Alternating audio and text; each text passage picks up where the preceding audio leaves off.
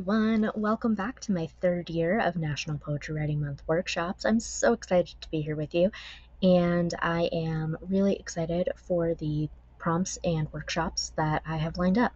So today is day one of National Poetry Writing Month 2025, and of course we're going to start with introduction poems. So let's dive right in. I'm going to be looking at three different poems. I'm looking at Before the Internet by Kaye. I'm looking at My Honest Poem by Rudy Francisco, and The Future by Neil Hilborn. And while these might not seem like introduction poems on the surface, what I think is really amazing and well done in all of these is that after you read it, you have such a strong sense of who the author is and what's important to them and what you might see in the rest of their work. So that's where we're going to start. I am going to share my screen and be right back. Time. In the 90s, before the internet, and I'm sitting on the couch with Ben, my best friend who has a bowl cut like I do, and I asked Ben what he wants to do, and Ben says what he always says. Oh no, dude, what do you want to do? And I don't know either, because it's already 2 months in the summertime and we have done everything we think we can do. Played basketball so many times, Ben knows I will never go left. Stayed up until midnight to watch the R-rated VHS tapes my mother owns. Pulled each other around in a wagon and toilet papered every house on the street except for our own.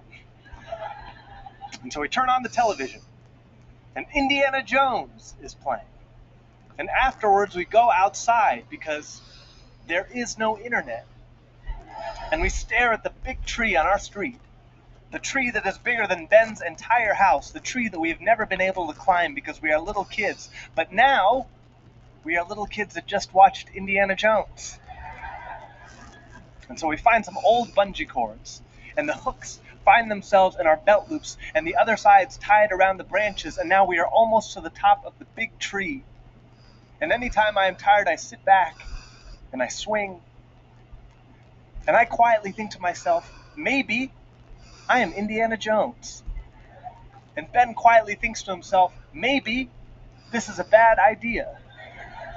And my belt loops quietly think to themselves, you fundamentally must understand my ability. But we are all thinking quietly. And so for a few seconds, it is silent.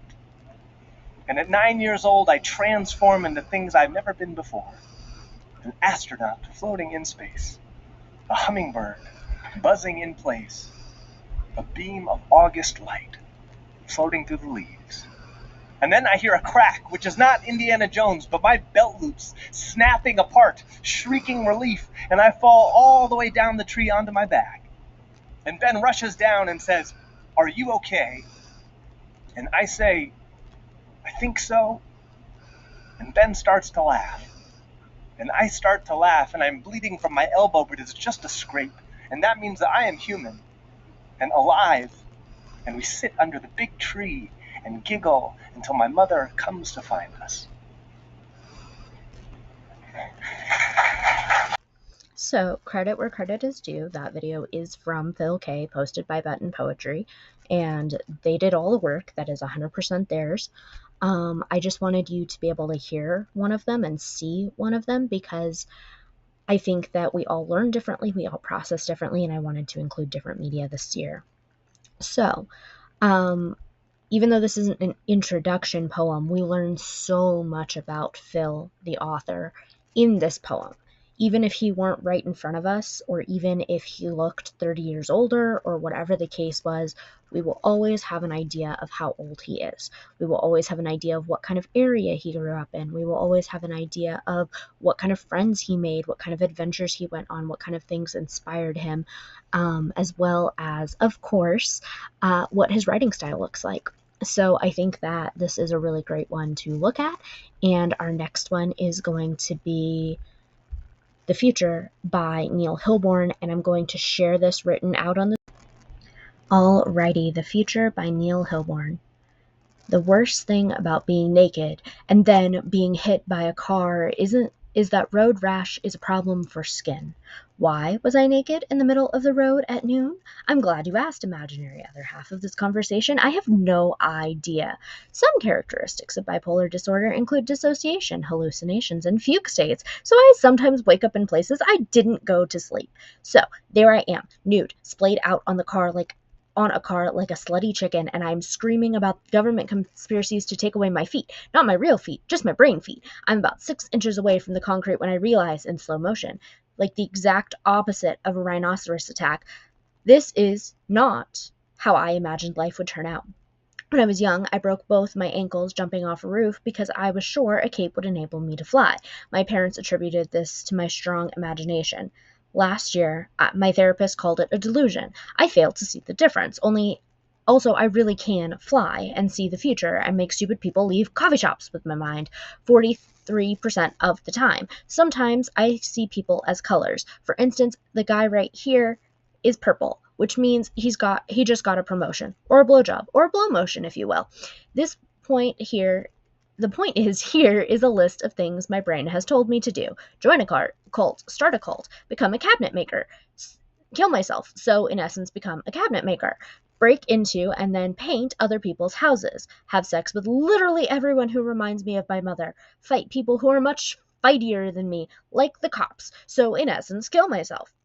I think a lot about killing myself, not to the point on a map, but rather like a glowing exit sign at a show that's never been quite bad enough to make me want to leave. See, when I'm up, I don't kill myself because holy shit, there's so much left to do. And when I'm down, I don't kill myself because the sadness would be over, and the sadness is my old paint under the new. The sadness is a house fire or the broken shoulder. I'd still be me without it, but I'd be so boring. They keep telling me seeing things that aren't technically there is called disturbed cognitive functioning.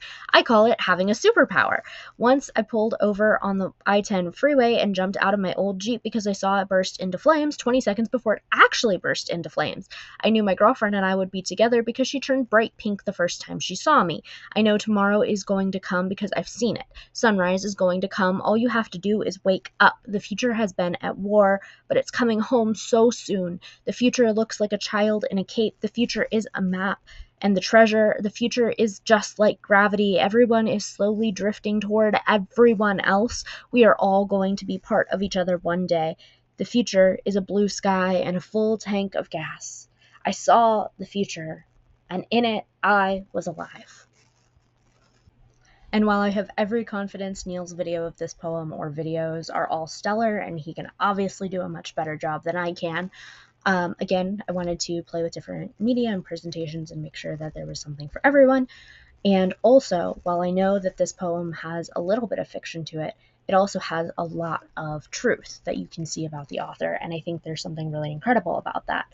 While you may not learn the same things in this poem that we did about Phil in the previous one, we can learn that Neil has mental health disorders. We can learn that Neil has a really incredible sense of storytelling. We can tell that Neil has a very iconic sense of humor.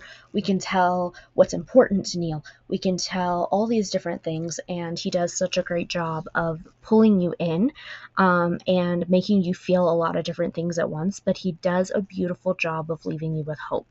And I think that while not every poem needs to be hopeful, having that at the end of something that has a little bit of weirdness to it or a little bit of heartache to it is a really nice touch, and there are people out there who need that.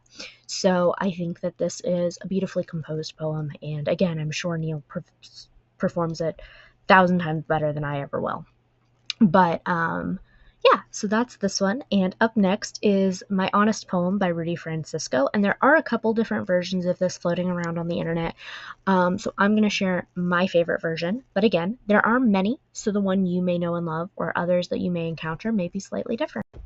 Alrighty, and for our final poem to look at and discuss today, My Honest Poem by Rudy Francisco. I was born on July 27th. That makes me a Leo.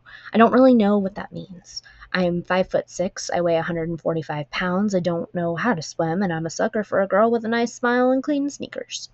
I'm still learning how to whisper. I'm often loud in places where I should be quiet, and quiet in places where I should be loud. I was born feet first, and I've been backwards ever since. I like ginger ale. a lot. I've been told that I give really bad hugs. People say it feels like I'm trying to escape. Sometimes it's because I am. Secretly, I get really nervous every time somebody gets close enough to hear me breathe. I have this odd fascination with things like sandcastles and ice sculptures. I assume it's because I usually find myself dedicating time to things that will only last a few moments. That's also why I tend to fall in love with women who will never love me back. I know it sounds crazy, but it's actually much easier than it seems, and to be honest, I think it's safer that way. You see, relationships, they often remind me that I'm not afraid of heights or falling, but I'm scared of what's going to happen the moment my body hits the ground. I'm clumsy. Yesterday, I tripped over my self esteem. I landed on my pride and it shattered like an iPhone with a broken face. Now, I can't even tell who's trying to give me a compliment. I've never been in the military, but I have this purple heart. I've got it from beating myself up over things I can't fix. I know this sounds weird, but sometimes I wonder what my bed sheets say about me when I'm not around. I wonder what the curtains would do if they found out about all the things I've done behind their backs. I've got a hamper that's overflowing with really, really loud mistakes and a graveyard in my closet. I'm afraid that if I let you see my skeletons, you'll grind my bones into powder and get high on my fault lines. Hi, my name is Rudy. I enjoy frozen yogurt, people watching and laughing for absolutely no reason at all, but I don't allow myself to cry as often as I need to. I have solar-powered confidence. I have a battery-operated smile. My hobbies include editing my life story, hiding behind metaphors, and trying to convince my shadow that I am someone worth following. I don't know much, but I do know this. I know that heaven is full of music. I know that God listens to my heartbeat on his iPod. It reminds him that we've still got work to do. Alrighty, so there are 3 poems for today, and as you can see in Rudy's poem, we learn even more about this author than we did in the others, and this one actually feels like a conversation, like an introduction, like, hey, here are some things you should know if we're going to continue going from here, or here are some things you should know even if you're going to sit in the audience for the rest of my set, because I'm a little crazy. Not crazy in like I'm calling the author crazy, but like different and weird, and things that bug me, and it does feel honest, and at times it feels overly honest for an introduction, and at times it feels like we're taking a step back from that honesty.